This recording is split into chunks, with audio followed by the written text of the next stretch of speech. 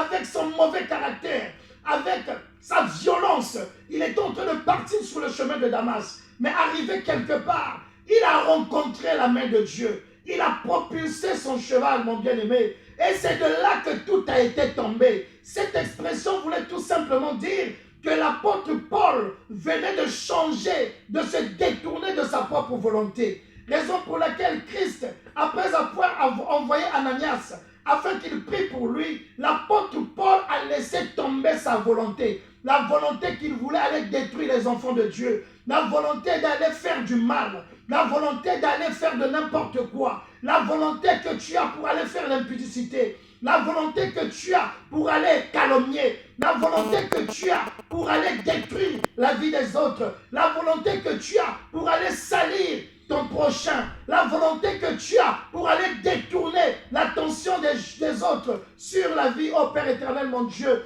Oh, quelle volonté as-tu ce soir, mon bien-aimé, toi qui m'écoutes de là où tu es? Tu te dis chrétien, tu sers Dieu. Quelle est la volonté qui t'anime? Est-ce ta propre volonté ou la volonté de Dieu? Mais regardez, Saul de Tarse, qui était devenu Paul, il a laissé sa volonté. Il s'est laissé contrôler par le Seigneur. Quand tu veux changer de statut, quand tu veux être un chrétien sérieux, un chrétien pur, un chrétien honnête, mon bien-aimé, tu dois en premier lieu abandonner ta volonté. Combien de nous faisons du mal, mais on dit qu'on est chrétien?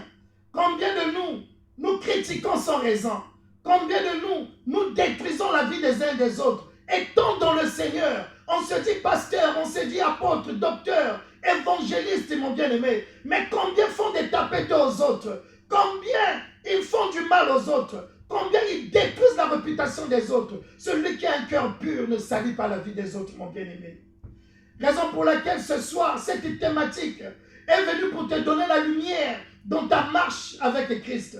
Est venue pour te donner la lumière dans ton comportement. Est venue pour te donner la lumière dans ton caractère. Est venue pour te donner la lumière dans tes agissements, mon bien-aimé. Que fais-tu en qualité de chrétien? Le combat le plus difficile, ce n'est pas avec l'extérieur, c'est avec nous-mêmes, mon bien-aimé. Que fais-tu en qualité de chrétien? Essaie de te regarder là où tu es. Essaie de te miroiter, mon bien-aimé. Quand ta bouche confesse que tu es chrétien, qu'est-ce que tu fais pour Christ? Qu'est-ce que tu reflètes pour ce Dieu? Quand tu dis que moi je prie, tu pries qui? Tu pries qui, mon bien-aimé? En regardant tes agissements. Car la parole de Dieu déclare que la bonne foi est celle qui est agissante. Mais sa foi sans des œuvres est une foi morte. Toi qui te dis serviteur de Dieu, toi qui te dis enfant de Dieu, toi qui te dis chrétien, essaie de regarder de ta tête jusqu'aux pieds. Essaie de regarder la manière dont tu penses. Essaie de regarder la manière dont tu réfléchis. Essaie de regarder ce que tu conçois au-dedans de ton cœur. Essaie de regarder ce que tu médites au-dedans de toi. Est-ce que ça aspire la parole de Dieu? Est-ce que ça aspire la grandeur de Dieu? Est-ce que ça aspire la vocation céleste, mon bien-aimé? Regardons-nous, ayons honte de nous des chrétiens, mon bien-aimé.